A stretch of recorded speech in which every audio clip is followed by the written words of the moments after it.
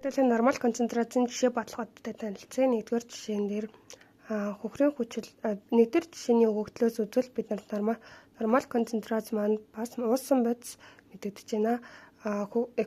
Эквивалент массыг олохын тулд хөхрийн хүчлийн молекул массыг ус тургачийн мал хэдэн ширхэг агуулгадж байгаад нь хуваагаад өгөнгөт 49 грамм гарч байгаа. Тэнгүүд одоо томьёоны хувиргал хийгээд эзлэхүүнээ олохын тулд уусан бодисыг 100 мл-тэй үржүүлээд эквивалент болон нормал концентрацтай үржүүлээд өгөнгөт 100 мл ус мал маань гарч байгаа. Энэ дээр өгөгдлийн ёсоор бол уусан малын нийт эзлэхүүн маань 100 мл ус мал байсан гэсэн үг.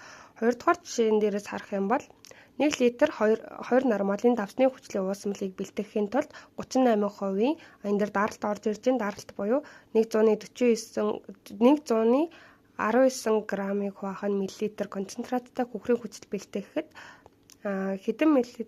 хүчлээс хэдэн миллилитрийг авах ёстой вэ? Буюу бид нарт одоо эзлэхүүнийг маань олох өгөө гэж байна. За уусан бодисынхаа хэмжээг саяныхаа томьёон дээрээс гаргалгаа хийгээд нормал концентрацийг 100 мл-тэй үржүүлээд 36.5 буюу эквивалент масст нь үржүүлээд одоо нормал концентрац буюу 1 литр буюу 100 мл ус мал дагуулгадах процент хэмжээг олох ёстой буюу процент хэмжээг эквивалент массаар илэрхийлэх ёстой буюу 1 литр буюу 1000 мл-тэй хуваагаад өгнө. За одоо эндээс 73 грамм маань гараад ирчээ. 73 грамм маань одоо юунд хэрэгтэй вэ гэхээр 100 грамм 35.5 100 грамм ус мал 100 граммд 36.5 граммын 38% ус мал бэлтгэсэн бол x граммд 73 граммын 38% ус мал бэлтгэхийн тулд хэдэн грамм байх ёстой вэ? Буюу 192 грамм маань процентаар ингээ гараад ирж байгаа.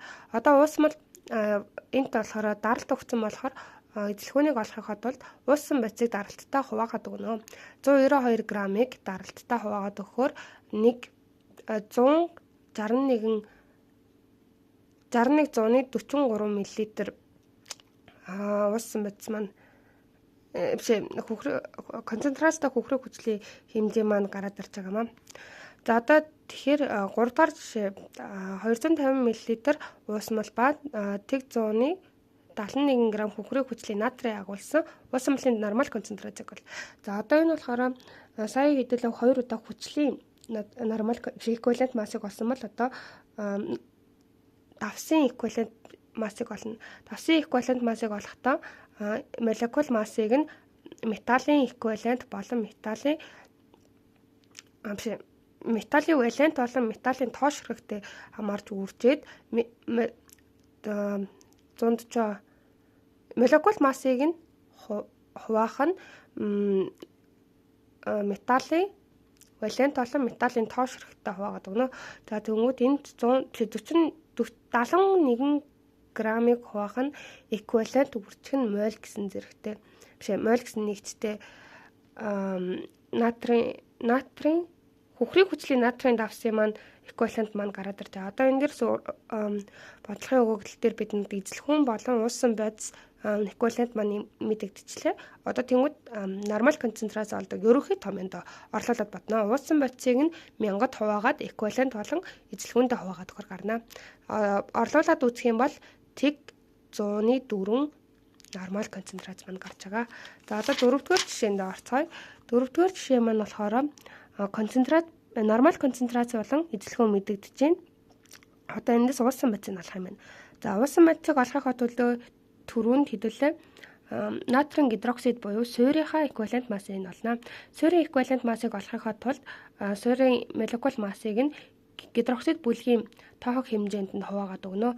Ингээд 78 грамыг 3 ширхэг гидроксид бүлэг байгаа болохоор 3-таа хуваагаад өнгөд 26 грамыг хуваах нь эквивалент моль гарч байгаа маа. Одоо энэ дээрс юу мэдэгдэж байна гэхээр нормал эзлэхүүн эквивалент маань мэдэгдэж байна. Одоо тэгэхээр уусан бодисынхаа хэмжээг олохын тулд нормалыг эзлэхүүндээ үржүүлээд эквиваленттай үржүүлээд 1000 мл-тэй хуваагаад өгнө. За одоо эндээс үзэхэд 113 грамм уусан бодисын хэмжээ маань гараад ирлээ.